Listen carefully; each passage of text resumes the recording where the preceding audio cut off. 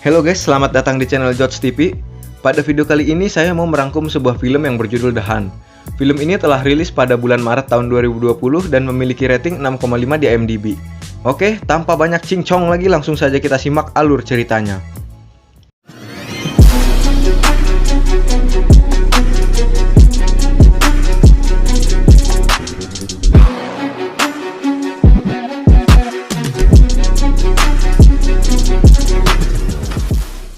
Film diawali dengan memperlihatkan seorang wanita yang sedang chatan di sebuah grup.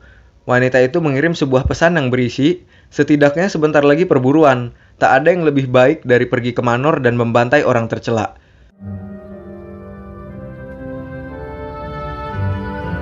Lalu scene berpindah ke sebuah pesawat yang di dalamnya berisi sekelompok orang yang sedang menikmati perjalanan.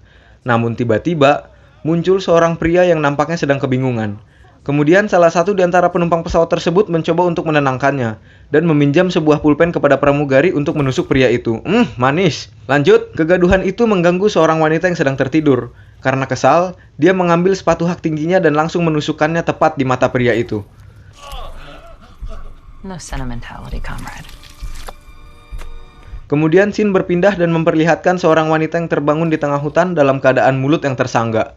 Lalu dia melihat seorang pria tua dan dia pun mengikutinya hingga sampailah dia di sebuah tanah lapang yang luas. Di tengah tanah lapang itu terdapat sebuah peti dan pria tua tadi mencoba untuk membukanya. Dan tiba-tiba keluarlah seekor babi. Tapi tak hanya itu. Setelah dilihat dengan seksama, ternyata di dalam peti itu terdapat banyak sekali senjata. Dan di tutup petinya juga terdapat kunci untuk membuka penyangga mulut mereka. Saat sedang asik looting, mereka dikagetkan dengan suara tembakan yang mengarah ke mereka. Mereka segera bersembunyi, namun naasnya wanita tadi meninggal karena tertembak tepat di kepalanya. Mereka dibunuh satu persatu dengan begitu sadis. Ada yang ditembak, dipanah, dan dibom sampai badannya hanya tersisa setengah. Beruntung ada 3 orang yang berhasil kabur dari tempat mengerikan itu. Mereka terus berlari hingga sampailah mereka di sebuah toko yang di dalamnya terdapat sepasang lansia. Mereka langsung menanyakan keberadaan mereka dan meminjam telepon untuk menghubungi 911. Setelah selesai, tiba-tiba salah satu dari mereka ada yang keracunan sehabis memakan makanan yang ada di toko tersebut. Di tengah kepanikan itu, sepasang lansia tadi sudah bersiap untuk membunuh mereka bertiga. Dan ketiga manusia malang itu pun mati di tangan sepasang lansia stres itu. Faktanya, sepasang lansia ini hanyalah aktor yang menyamar. Mereka merupakan bagian dari semua ini. Setelah selesai membereskan mayatnya, mereka mendapat kabar bahwa sebentar lagi akan datang target baru yang berhasil selamat dari pembantaian di tanah lapang tadi. Tak lama, target yang dimaksud pun datang. Dia adalah Crystal.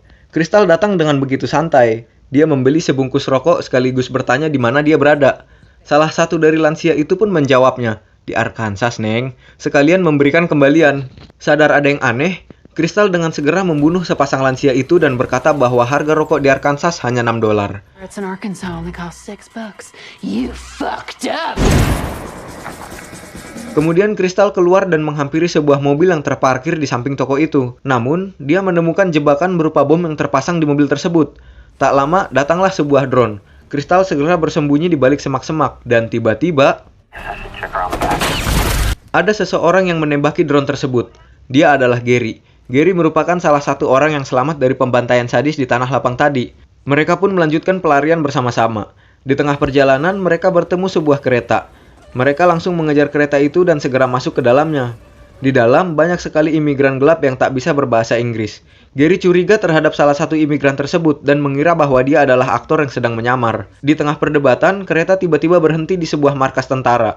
Mereka semua diperiksa, dan Gary berusaha menjelaskan kepada tentara itu bahwa para imigran tersebut adalah aktor yang sedang menyamar. Namun tentara itu tidak percaya dan pergi begitu saja meninggalkan Gary.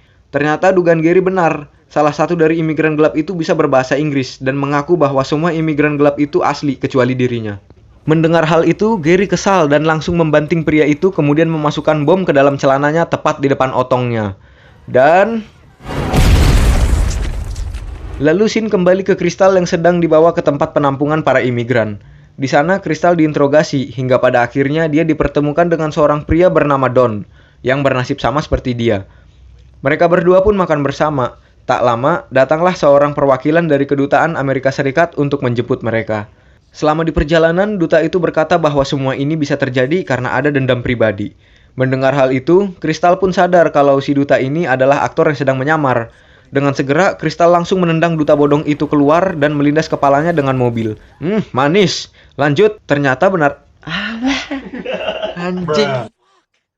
Ternyata benar saja, duta bodong itu memanglah aktor yang sedang menyamar. Terbukti dengan adanya mayat Gary di dalam bagasi mobil. Kristal juga menemukan sebuah peta menuju tempat para pembantai stres itu berada. Mereka berdua pun pergi ke sana untuk balas dendam. Lalu scene berpindah dan memperlihatkan sekelompok orang yang merupakan pelaku di balik pembantaian di scene awal tadi. Tak lama, salah satu dari mereka keluar sebentar untuk buang air kecil. Dan tiba-tiba, Kristal muncul dan langsung menggorok pria itu. Kemudian Kristal masuk ke dalam markas mereka dan membunuh semua orang yang ada di tempat itu satu persatu.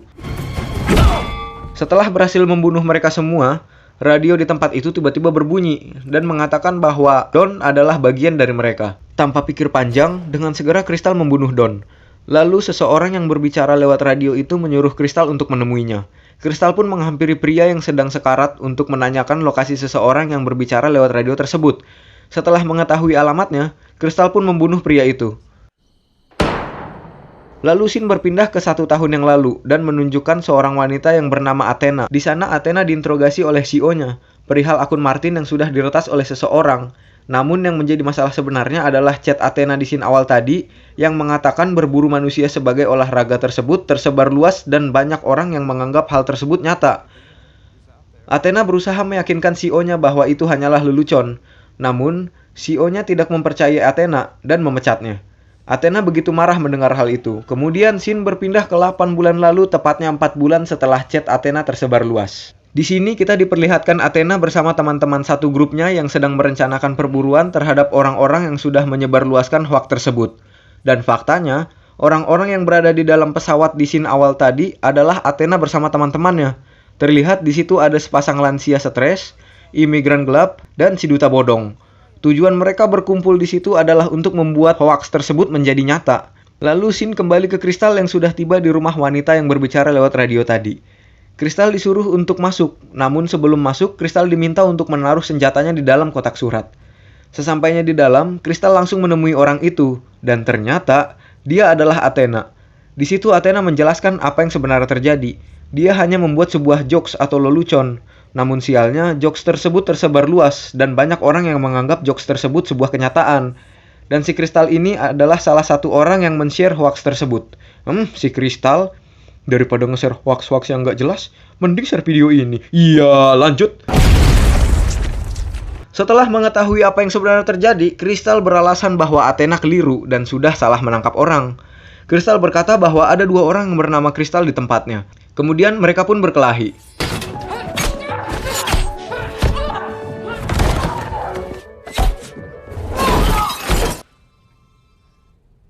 Singkat cerita, perkelahian dimenangkan oleh Kristal. Film diakhiri dengan memperlihatkan Kristal yang sudah mengenakan gaun dan berjalan menuju pesawat pribadi milik Athena untuk pulang.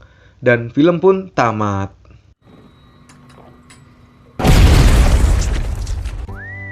Kesimpulan yang dapat kita ambil dari film ini adalah jangan mudah percaya kepada berita atau info-info yang tersebar di internet, karena bisa jadi itu adalah sebuah hoaks. Oh iya, satu lagi. Kalau ada berita-berita aneh, jangan sampai kesebar ke grup WA ibu-ibu komplek.